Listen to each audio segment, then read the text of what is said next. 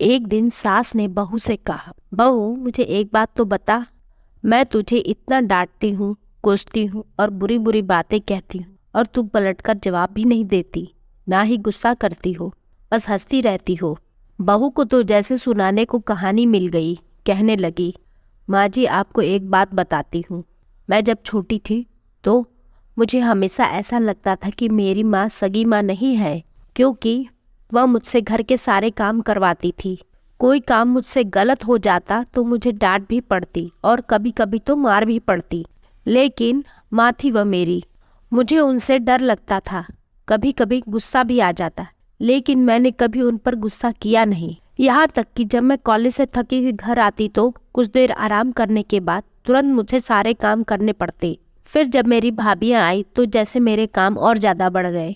होना तो यह चाहिए था कि बहू आई तो सारी जिम्मेदारी उस पर डाल दी जाए, लेकिन फिर भी मेरी माँ ने मुझसे ही सारा काम करवाया। कभी कभी तो भाभीियों के काम भी मुझसे करवाए और कहती, कर दिया करो, कुछ नहीं होगा, तुम्हें ही आसानी होगी जब तुम अपने ससुराल जाओगी। मुझे बहुत गुस्सा आता कि माँ भाभीियों का काम भी मुझसे ही करवाती है और उन्हें डांटती भी नहीं। फिर मेरी शादी के 2 दिन पहले मेरी माँ ने मुझे प्यार से अपने पास बिठाया और कहने लगी, बेटा आज तक समझना मैं तेरी सास थी, मैंने तुझे प्रैक्टिस करवा दी है और तुझे बता दिया है कि सास ऐसी भी होती है, लेकिन अब तेरी शादी हो रही है तो आज से मैं तेरी माँ हूँ। बेटा जब तुम्हारी सास तुम्हें कुछ कहे तो समझना कि जैसे मैं ही डांट रही हूँ। बस यही बात थी माँ जी कि मुझे आपकी बातें बुरे नहीं लगती, क्योंकि मेरी माँ ने मुझे प्रैक्टिस करवा कर भेजा है और आप तो मुझे इतना डांटती भी नहीं जितनी मेरी माँ डांटा करती थी।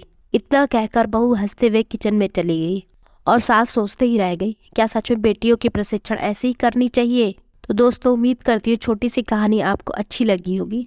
आपकी जो भी राय इस बारे में प्लीज़ मुझे कमेंट में लिखकर ज़रूर बताएं। फिर मिलते एक नई कहानी के साथ।